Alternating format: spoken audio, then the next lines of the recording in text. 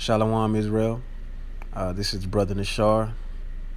I have a quick hit that I want to do, and I won't take too much of your time, man. I got a few scriptures I'm gonna bring out, and wherever the Spirit leads. But first and foremost, I want to give all praise to Yahweh, Bahashim, Yahweh Shai, Barakatah Yahweh, Barakatah Yahweh Shai.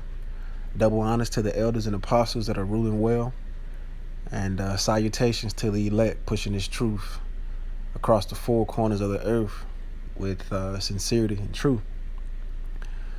But again, man, I had just a quick hit, man, I want to do, because the Lord really is only worried about Israel. Everybody else is an enemy. Well, the elect of Israel, should I say. But at the same time, he's using all the Akim that's preaching the truth around the four corners of the earth. He's using them to pour his spirit out, to give judgment and to teach our people. But at the same time, a lot of people don't want to understand the knowledge, and of course, the Lord is blinding them anyway. But at the same time, there's going to be judgment for those that, the 2/3 they don't want to listen. They're laughing at the Lord. They don't want to hear the reproof. They don't want to hear the correction that's given through the elect men that the Lord has called to preach his knowledge. And I got just a few passages, man. I'll bring out a few scripts, and I start with Proverbs 1:23. It says, "Turn you at my reproof. Behold, I will pour out my spirit unto you. I will make known my words unto you." Now, I wanted to get real quick. I wanted to get that word because we already know what reproof is. That's the Lord's correction. But when he pouring out his spirit, let's see what the spirit is.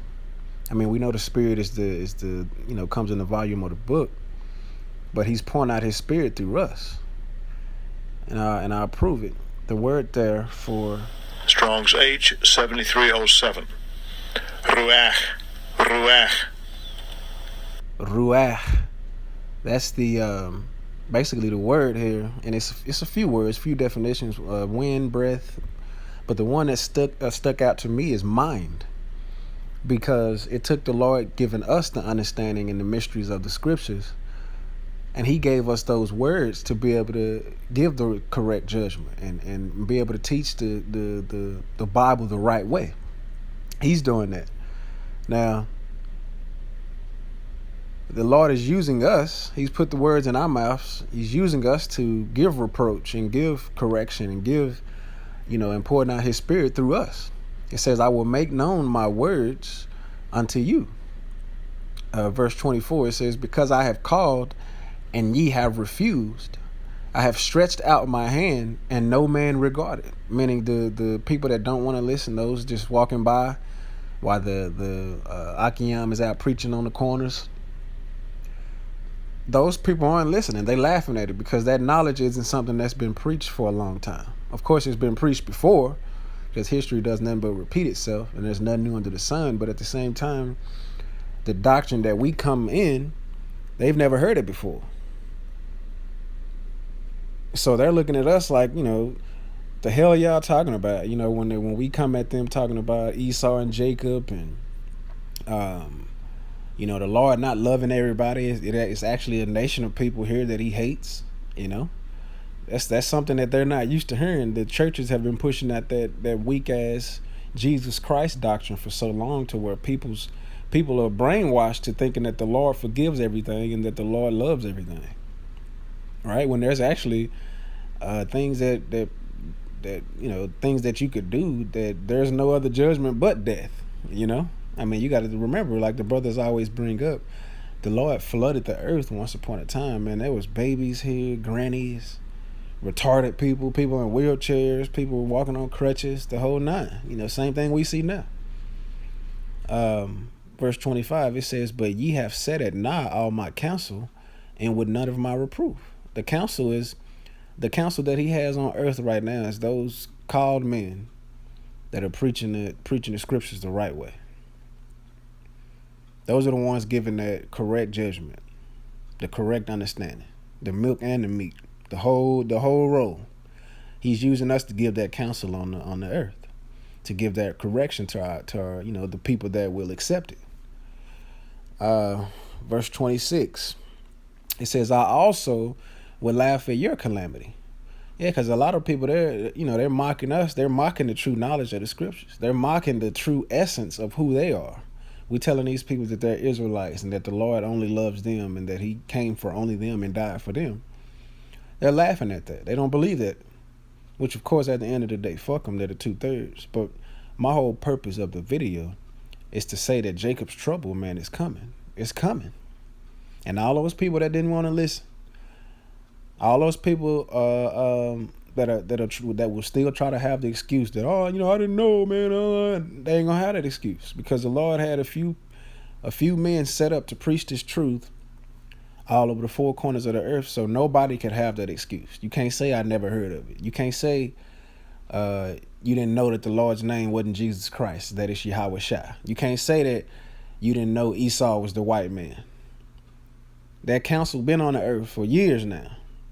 It's been going out through all over the earth, man, through the unicorn, which is the internet, or if you in a city somewhere where it's a camp there, you heard it physically, up close and personal.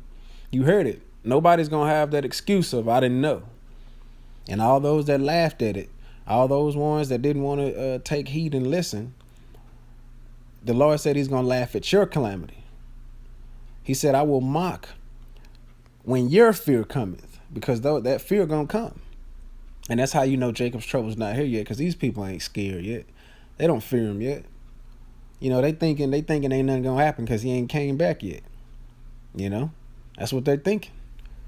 Verse 27, it says, when your fear cometh as a desolation, and your destruction cometh as a whirlwind, when distress and anguish cometh upon you. Yeah, because that's how Jake is going to be, man. When everything is put in their face, when the Lord starts to really show himself, because he's already showing himself for the ones that have an eye for it, to see it spiritually. He's already showing himself. There's no reason why people shouldn't be asking questions. Now, people are somewhat waking up a little bit. People are starting to see that they're Israelites and things of that nature, but they won't wake up to the whole role. They won't wake up to the whole knowledge. Only the elect will. Only the elect will have cold-hearted fear in the Lord, to where they really want to be right, regardless of what they have to do, regardless of what they have to go through. But the Lord gonna laugh at the Jakes that's, that heard the knowledge, heard the true wisdom, because the Lord pointed his spirit all over the four corners of the earth, and still didn't listen. Those are the ones that the Lord will laugh at, man. And honestly, I can't wait. I can't wait to all those people that didn't want to listen, especially like our mothers and our fathers, those ones that we had to forsake for the Heavenly Father. To show them like, hey, nigga, fuck Christmas, fuck Thanksgiving, fuck all this shit that you talking about. We're going, against the grain as far as the world is going. Everybody else is doing the same shit. Holding that bullshit ass black culture and shit, like we were talking about at class yesterday. But with that, man, I hope you brothers was edified. I just wanted to put it out there that Jacob's trouble is coming. It's right around the corner, man. And when that fear coming, when they start to want to hear the truth again, and when they start to really want to get it correct, it's gonna be too late. It's gonna be way too late. And the Lord gonna start slaying motherfuckers in big ass numbers, man. He gonna start slaying you people that didn't want to listen from the first get-go. You want to go out there and continue doing your own thing and all that, and it's it's pointless, man, to try to get it when it's too late.